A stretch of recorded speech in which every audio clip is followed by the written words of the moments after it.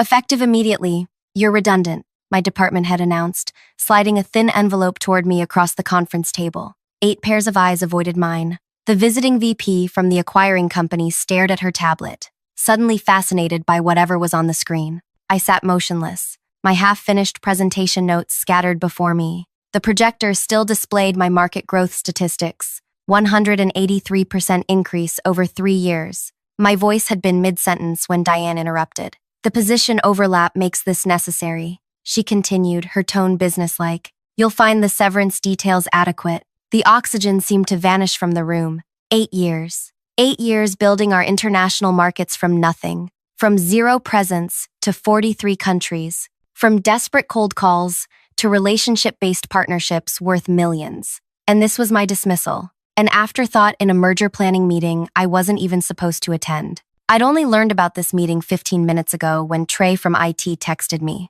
Weird they didn't invite you to the Kingswood merger prep. Whole international team's there. So I'd walked in, apologized for being late, and begun presenting the quarterly numbers. No one had stopped me, until now. I don't understand, I said, my voice steadier than I felt. My division exceeded targets by 27% last quarter alone. Diane smiled thinly. It's not about performance. Kingswood already has a robust international division. We can't justify duplicate roles.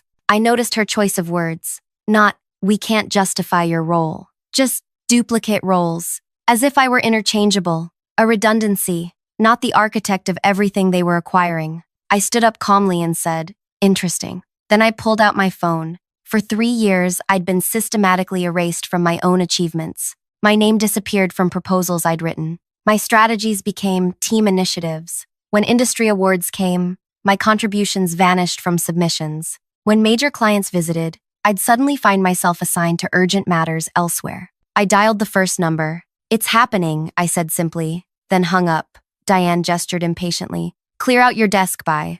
I raised my hand, already making my second call. Sir, yes, I'm in the meeting now. Exactly as we anticipated. I listened briefly. Understood. Completely. The tension thickened as I made my third call, switching to Mandarin. I spoke decisively, mentioning specific figures before ending the conversation with a single nod. The visiting VP, Wilson, cleared his throat. Who exactly were you speaking with? My first call was to the Industry Regulatory Commission investigating your acquisition practices, I replied. The second was to our board chairman, who tasked me 6 months ago with assessing this merger's viability. The third was to our largest overseas distributor, who just canceled their 5-year contract renewal. Wilson's expression shifted. Wait, you're the one who built relationships with every major client in our international division? Yes. The same person who structured distribution agreements with protection clauses that activate upon my involuntary departure? Also, yes. Diane's mouth opened,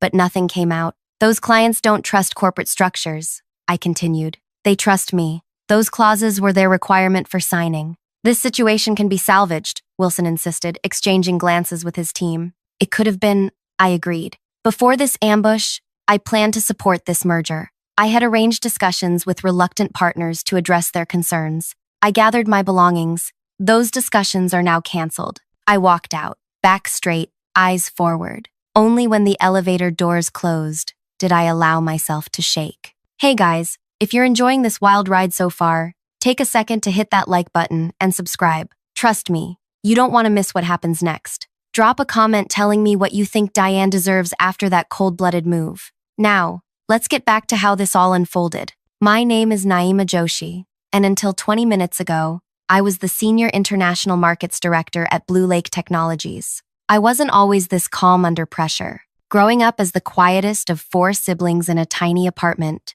I learned to speak only when I had something valuable to say. This made me an excellent listener, a skill that would later build me an empire of international clients who felt truly heard. I joined Blue Lake 8 years ago when they were struggling to expand beyond domestic markets. I was 27, armed with fluency in 4 languages, and a network of connections from my previous job at a trade commission. I didn't have the fancy MBA that most of my colleagues flaunted, but I understood something they didn't. International business runs on relationships, not just numbers. My first year, I worked 80-hour weeks, making calls at odd hours to accommodate time zones. I ate lunch at my desk while researching cultural protocols, I tracked down potential partners through industry forums, alumni networks, and trade shows. Sometimes I'd get one meeting after months of persistence, but I never wasted an opportunity. Diane joined Blue Lake 6 years ago, hired directly as head of global strategy despite having zero international experience. The rumor was she'd impressed our CEO, Gregory, with her aggressive acquisition strategy at her previous company. From our first meeting, she made it clear she viewed me as a tactical executor, not a strategic partner. "You handle the details, Naima," she'd say. "I'll worry about the big picture." But the details I handled included negotiating our first major distribution deal in Singapore, creating our localization strategy for the Middle Eastern market, and personally convincing the notoriously difficult Taiwanese manufacturing giant TYL to choose us over our competitors. For 3 years, I accepted my role in the shadows. I told myself I was being a team player, that results mattered more than recognition, that Diane's political maneuvering was just corporate reality. Everything changed during the Beijing conference. I'd spent months arranging meetings with 5 potential Chinese partners, companies that typically refuse to even consider Western vendors.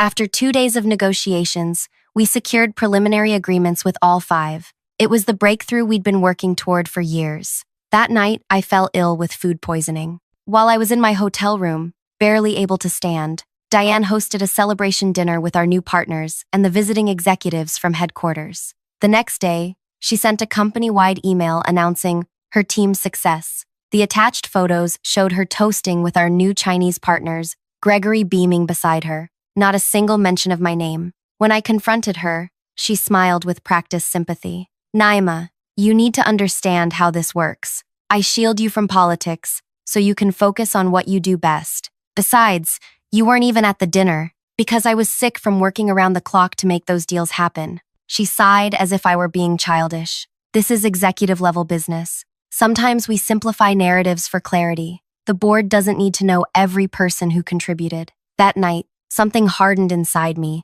I realized Diane wasn't just taking credit, she was systematically erasing me. Each success I created was absorbed into her narrative. Each relationship I built became hers in official communications. She wasn't just my boss, she was my parasite. I began keeping detailed records. Every email, every call transcript, every contract negotiation. I recorded meetings on my personal device. I built my own relationships with board members, casually mentioning projects I was helping Diane with. I made myself indispensable to our biggest clients, ensuring they asked for me by name. When rumors of the Kingswood acquisition started, I knew my position would be vulnerable. Kingswood had their own international division. On paper, our roles would overlap, but I also knew something Diane didn't. Kingswood's international growth had stalled. Their approach was outdated, relationship poor, and over-reliant on price cutting. 3 months ago, I received an unexpected call from Chairman Baldwin. "Naima," he said, "I've been hearing your name from our partners in Asia for years. Gregory says you're the quiet engine behind our international success." I nearly dropped the phone. Gregory had never given me any indication he even knew what I did. "I need someone I can trust to quietly assess this Kingswood situation," Baldwin continued. "Their international numbers look good on paper, but something doesn't add up. Can you look into it without tipping off Diane? We need objective analysis, not departmental politics." That conversation changed everything. For the first time, I realized I had allies I didn't know existed, people who had seen my work all along, despite Diane's efforts to minimize me. My investigation uncovered serious problems in Kingswood's international operation. Their client relationships were superficial. Their contracts were under-delivering. Their regional heads were planning exits. Their headline numbers looked impressive because they were drastically underpricing to buy market share, a strategy that was becoming unsustainable. I compiled my findings and presented them to Baldwin and 2 other board members. They were concerned, but still believed the domestic synergies justified the merger. "Just help us manage the international transition," Baldwin said. "We'll need you to steady the ship after the merger." I nodded but felt a chill. Diane hadn't been in that meeting. She didn't know about my investigation or my standing with the board, and if she was choosing which international staff to retain. The night before the merger meeting, I received a text from an unknown number. "Watch your back tomorrow. Dee has been meeting privately with Kay's team. Your name came up. Not good."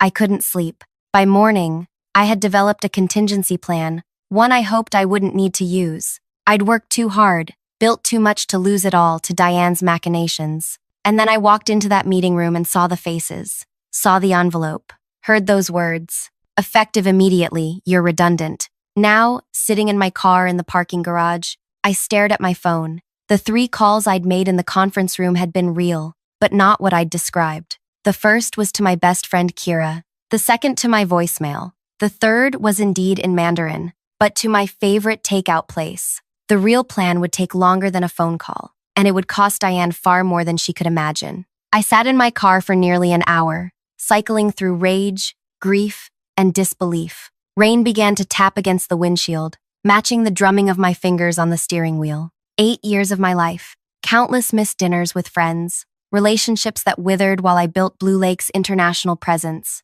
all of it snatched away in a 30-second announcement. My phone buzzed, a text from Kira. What happened? I'll explain later, I replied. Need legal advice. Your cousin's still practicing employment law? I started the car and drove, not toward home, but to a small cafe 20 minutes away. I needed neutral ground to think clearly. As I waited for my tea, I drafted an email to Baldwin, factual and unemotional. Chairman Baldwin, I regret to inform you that I've been terminated effective immediately. Given our recent discussions about my role post-merger, I wanted to make you aware directly. I remain committed to the company's success and am available to discuss this unexpected development. Respectfully, Naima Joshi. Before I could second-guess myself, I hit send. 10 minutes later, my phone rang. Private number. Naima, it's Baldwin. Where are you right now? I told him. Stay there, I'm 20 minutes away. While waiting, I received messages from 3 colleagues who'd been in the meeting room. Each expressed shock and confusion. Trey from IT wrote, everyone's talking. Nobody understands what just happened. Diane's locked in her office with Wilson. When Baldwin walked in, I barely recognized him. The usually polished chairman looked disheveled. His tie loosened. This wasn't authorized, he said immediately, sitting down. Diane didn't have approval for any terminations. This merger isn't even finalized. She seemed quite certain about my redundancy. Baldwin rubbed his temples. Wilson's been pushing to bring in his own international team. Diane probably saw an opportunity to eliminate a threat and curry favor simultaneously. A threat. So Baldwin understood more than I'd realized. The board meeting is tomorrow, he continued. I want you there. Don't clean out your desk. Don't sign anything. This isn't over. After he left, I drove home in a daze. My apartment felt alien after so many months of 18-hour workdays. Dust had settled on picture frames. Plants had withered. Mail had piled up. I opened my laptop and began pulling files I'd stored in private cloud accounts. Copies of every strategy I'd developed, every contract I'd negotiated, every email chain that proved my contributions. 3 years of methodical documentation. My phone buzzed again. Unknown number. Is this Naima Joshi? A woman's voice, crisp and professional. Yes, who's calling? Samantha Reyes, Kingswood's VP of Talent Integration. I heard about today's incident. Wilson asked me to reach out. We're very interested in speaking with you directly. Interesting. So, Wilson was already distancing himself from Diane's decision. I appreciate the call, Miss Reyes, but I'll need to understand exactly what happened today before considering any conversations. Of course. To be clear, Kingswood never endorsed individual terminations at this stage. We're evaluating all talent. Your international growth numbers are exceptional. I thanked her politely and ended the call, then immediately received a text from a Blue Lake number I didn't recognize. This is Gregory's assistant. He requests a private meeting tomorrow morning, 7 a.m. at the Riverside Cafe. Come alone. The CEO wanted a secret meeting? This was getting more interesting by the minute. I barely slept that night, rehearsing scenarios and planning responses. By morning, I'd settled on my approach. I would listen more than speak. I would reveal nothing about Baldwin's support. I would be the calm, competent professional I'd always been, while gathering every scrap of information I could. The Riverside Cafe was empty except for Gregory, who sat at a corner table nursing a coffee. He looked older than I remembered, the lines around his eyes deeper. Naima, he nodded as I sat down. Thank you for coming. Hard to refuse a summons from the CEO. He winced slightly. Not a summons. A request from someone who owes you an apology. That caught me off guard. In 8 years, I'd never had a direct conversation with Gregory outside of large group settings. Diane acted without authorization yesterday, he continued. She'll face consequences for that. But I need to know exactly what happened in that room after she gave you the envelope. Wilson called me immediately afterward, extremely agitated about phone calls you made. I kept my face neutral. I was shocked and upset. I called a friend, left myself a reminder voicemail, and ordered lunch. People do strange things when blindsided. But you implied those calls were to regulatory authorities and clients. Wilson thinks you were bluffing, but he's worried enough that he's demanding we delay the board vote. I took a slow sip of water. Interesting that he believed me so easily. Gregory's eyes narrowed. Were you bluffing? I leaned forward. Gregory, for 8 years, I've built relationships across 43 countries. I've created distribution networks from nothing. I've negotiated contracts that protected Blue Lake's interests while making partners feel valued. And in all that time, you and I have never had a real conversation about my work. So forgive me if I'm not eager to reveal my hand now. He nodded slowly. Fair enough. I underestimated you. Many of us did. That's becoming very clear. He pushed a folder across the table. The board meeting is at 2 p.m. Your temporary badge is in here. Use the executive elevator. After he left, I opened the folder. Inside was a single sheet with bullet points labeled Merger Concerns, International Division. Every point was taken directly from my confidential report to Baldwin. The report Diane knew nothing about. My phone buzzed with a text from Kira. Cousin can see you at 11. Bringing someone you should meet. At 11 a.m., I sat in the office of Kira's cousin Adrian, a sharp-eyed employment attorney who listened without interruption as I explained the situation. They've created a legal minefield for themselves, he said when I finished. Termination during a merger review period, targeting the person who built the division being acquired, no performance issues, no proper notice, multiple procedural violations. The other person Kira had mentioned, a silver-haired woman named Regina, nodded along. I've seen this scenario before. The acquiring company's real target is the client relationships you've built. They want those assets without the person who created them. Who are you exactly? I asked. Regina smiled. I investigate corporate governance issues for institutional investors. Your friend thought I might find your situation interesting. She was right. So what do I do now? I asked. Adrian leaned forward. First, you don't sign anything. Second, you attend that board meeting and speak only facts. No accusations, no emotions. Third, you let us handle the legal response if necessary. Regina added, and you decide what outcome you actually want. Reinstatement? Compensation? Something else entirely? Something else entirely. The phrase echoed in my mind as I drove to the office. What did I want? Not just my job back. Not even Diane's removal. I wanted recognition. I wanted the truth acknowledged. I wanted 8 years of erased contributions restored to the record. I wanted justice. The Blue Lake headquarters looked different as I approached it, knowing I might never work there again. The security guard did a double take at my temporary executive badge but waved me through.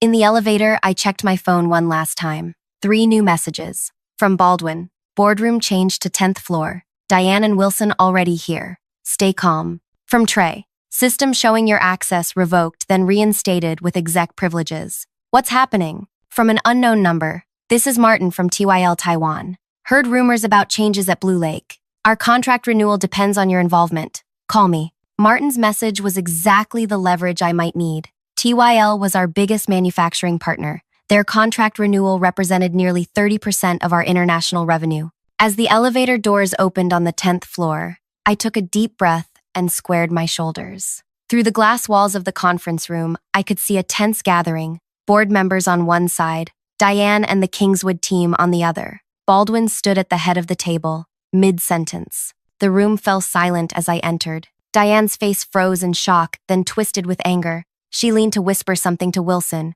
who shook his head sharply. Miss Joshi, Baldwin gestured to an empty seat. Thank you for joining us. We were just discussing yesterday's irregularities. I nodded politely and sat down, placing my phone and notebook on the table. Thank you for including me, Chairman Baldwin. To be clear, Baldwin continued, this meeting is now addressing 2 issues. The proposed merger itself and the unauthorized termination of a key employee during the review period. Diane interrupted. There was nothing unauthorized about it. We discussed redundant positions weeks ago. We discussed potential organizational changes post-merger. Gregory cut in. No terminations were approved at this stage, especially not of the person who built our entire international presence. Diane's face flushed. That's an exaggeration. I've led the global strategy for 6 years, I finished quietly. While I've been here for 8. The room fell silent again. I rarely interrupted anyone, especially not in meetings, but something had shifted in me.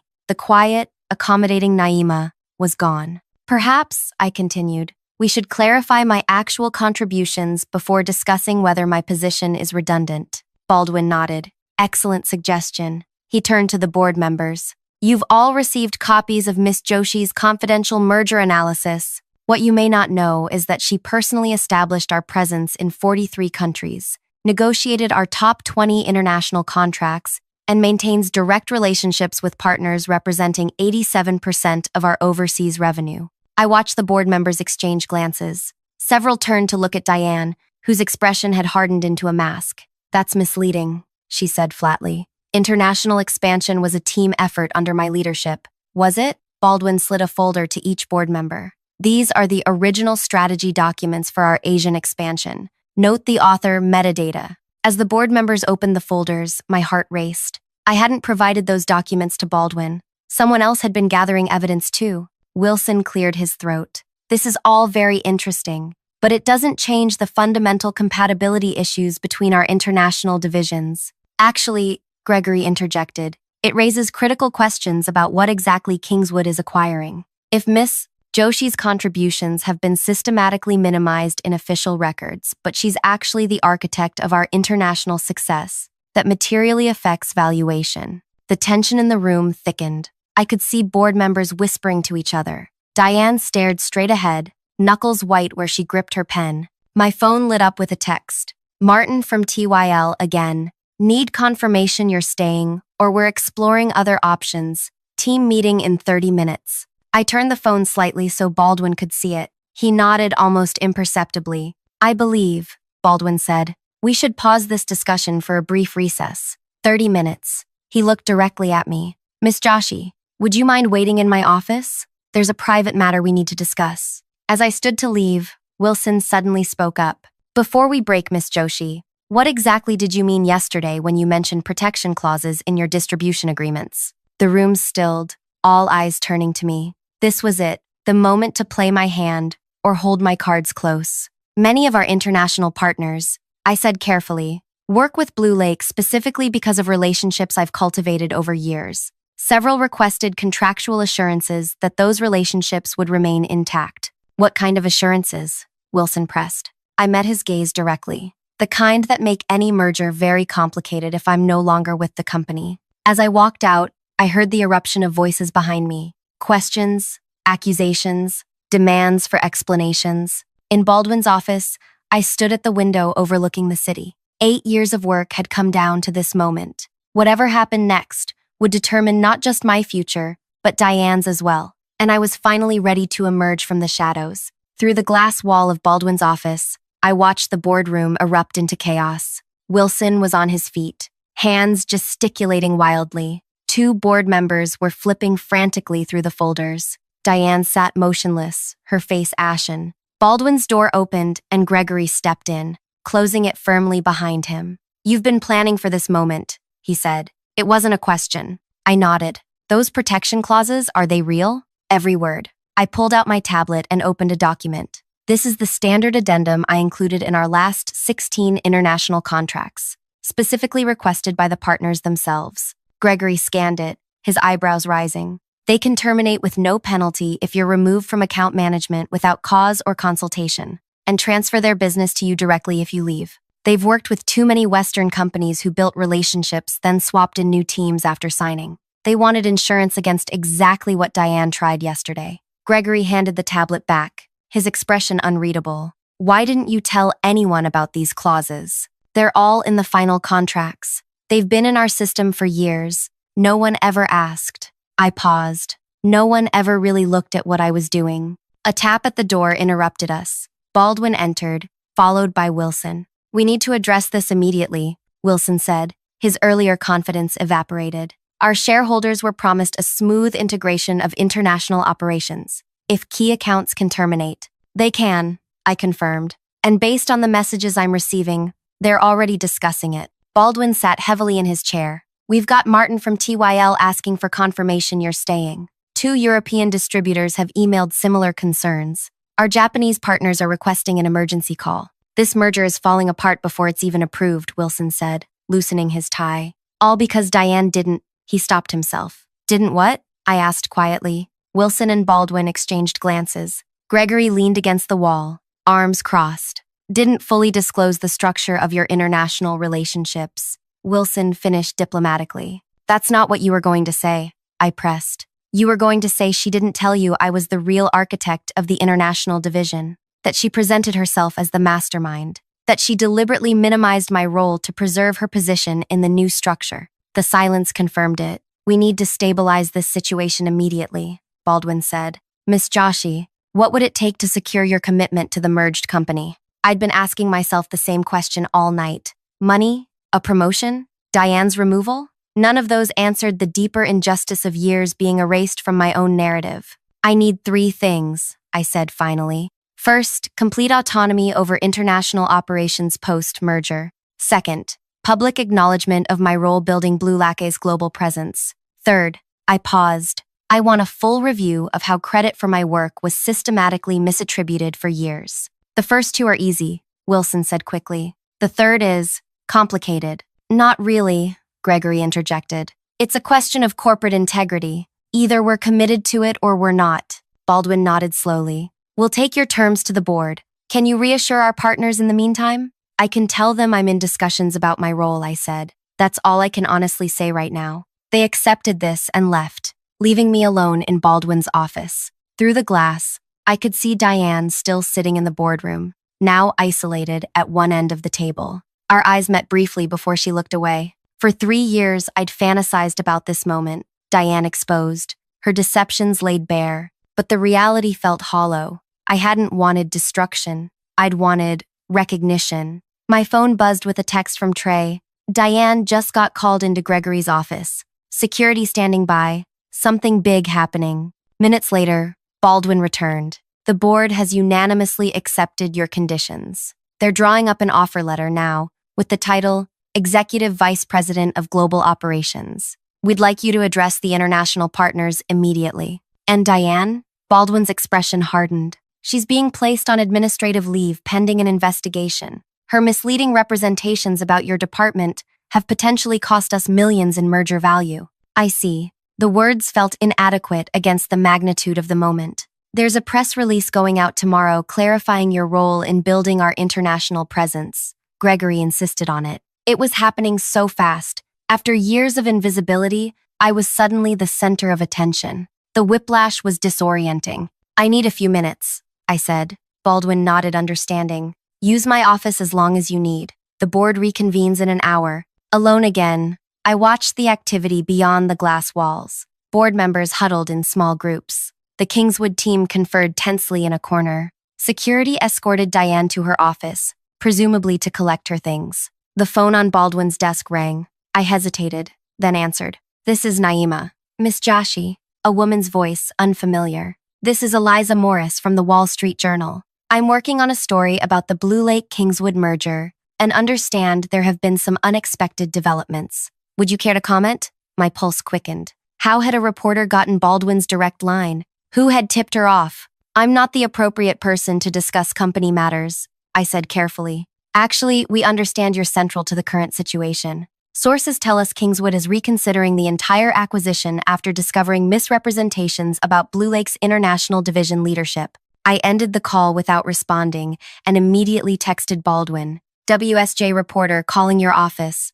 Someone's leaking. His reply was immediate. Not from our side. Stay where you are. The next hour passed in a blur of calls and messages. Partners demanding reassurance. Colleagues asking for insider information. Even my mother, who'd seen Blue Lake's stock price dropping and wondered if I was okay. When Baldwin returned, Wilson and Gregory were with him. The situation has escalated, Baldwin said grimly. Someone leaked details to the financial press. The merger is all over social media. Kingswood's stock is down 7% already, on rumors they overlooked critical dependency risks. Wilson looked devastated. Our board is demanding answers. This was supposed to be our flagship acquisition for the year. We need to issue a joint statement immediately, Gregory said. Naima, are you prepared to be named publicly as our international division architect? It was the acknowledgement I'd craved for years, but not like this. Not in a crisis, not as damage control. Yes, I said finally, but I won't disparage Diane publicly. The facts can speak for themselves. They nodded agreement, and we spent the next hour crafting statements for the press, for our partners, for employees. Throughout it all, I maintained a professional demeanor, even as my emotions roiled beneath the surface. The board reconvened as scheduled. I presented a stabilization plan for our international relationships. Everyone treated me with newfound deference, the same people who'd barely acknowledged me for years. As the meeting concluded, a security officer appeared at the door. Mr. Baldwin? We have a situation with Miss Liang. She's refusing to leave the building. Baldwin sighed heavily. I'll handle this. Actually, I said standing, I'd like to speak with her. Baldwin looked surprised but nodded his permission. I found Diane in her office, surrounded by half-packed boxes. When she saw me, her expression hardened. Come to gloat? She asked bitterly. No, I closed the door behind me. I came to understand. Understand what? How you destroyed everything I built. That's exactly what I want to understand, I said quietly. When did you start believing my work was yours? She laughed humorlessly. Is that what you think happened? That I stole your precious ideas? She shook her head. You never understood how this works. Ideas without influence are worthless. Strategies without sponsorship go nowhere. So you were doing me a favor by taking credit? I was doing what executives do, packaging initiatives for senior approval. You think Gregory or the board wanted to hear from a junior manager with no MBA? I gave your work legitimacy. The delusion in her reasoning was staggering. And the systematic erasure of my name from documents, the diverting me from client meetings, that was for my benefit too? Something flickered in her eyes, the first hint of doubt in her righteousness. You built a narrative where you were the hero of Blue Lake's international expansion, I continued. A narrative that required my invisibility, and you maintained it so thoroughly that you believed it yourself. It doesn't matter what I believed, she said, deflating slightly. The board has made their choice. You win. This was never about winning, I said. It was about truth. As I turned to leave, she called after me. The protection clauses. They were brilliant. When did you realize you might need them? I paused at the door. The day you took full credit for the Beijing deals. The day I realized no amount of loyalty or hard work would ever make you acknowledge me. And you waited 3 years to use them? I never wanted to use them at all. You forced my hand yesterday. Her eyes widened with sudden understanding. You had this leverage for 3 years and never used it? You could have exposed me any time. True revenge isn't about destruction, I said. It's about justice. I left her there, surrounded by the remnants of a career built on others' work. The following weeks transformed Blue Lake. The merger was renegotiated on completely different terms, with our international division valued much higher and explicit provisions for retaining key personnel, starting with me. Diane resigned before the investigation concluded. Her departure announcement praised her contributions to domestic strategy, but made no mention of international markets. My appointment as executive vice president was announced simultaneously with a feature in the business press detailing my 8-year journey building Blue Lake's global presence. Former colleagues emerged with stories of how I'd mentored them, solved impossible problems, created opportunities where none existed. 3 months later, I sat in my new corner office, reviewing the quarterly results. Our international division had grown another 15% despite the merger turbulence. The protection clauses were now standard knowledge among the leadership team, a reminder of the power of authentic relationships. My assistant knocked and entered. Wilson's here to see you. He entered, looking more relaxed than I'd ever seen him. The board is thrilled with the integration progress, he said, settling into a chair. You've made this transition remarkably smooth. The relationships were always solid, I replied. They just needed reassurance that nothing fundamental would change. Wilson nodded thoughtfully. I've been meaning to ask, how did you know to prepare those protection clauses years ago? Most people wouldn't have had that foresight. I smiled. I didn't prepare for betrayal. Our partners requested those provisions because they trusted me personally. I simply honored their wishes, and in doing so, created the perfect safety net. He shook his head admiringly. Diane never saw it coming. Diane saw what she wanted to see. I corrected. We all do sometimes. After Wilson left, I walked to the window and looked out at the city below. My phone buzzed with a text from Kira. Dinner tonight to celebrate your magazine cover? I smiled. The profile in International Business Monthly had been unexpected. The Invisible Architect. How Naima Joshi built a global empire from the shadows. Absolutely, I texted back. I've been invisible long enough. If this story resonated with you about standing up for yourself and finally getting the recognition you deserve, hit that like button and subscribe. Have you ever had someone take credit for your work? Share your experience in the comments below. And if you know someone who needs to hear this message about patience, documentation, and playing the long game, tag them or share this video. Remember, sometimes the best revenge isn't burning bridges, it's building something better on the other side. See you in the next video.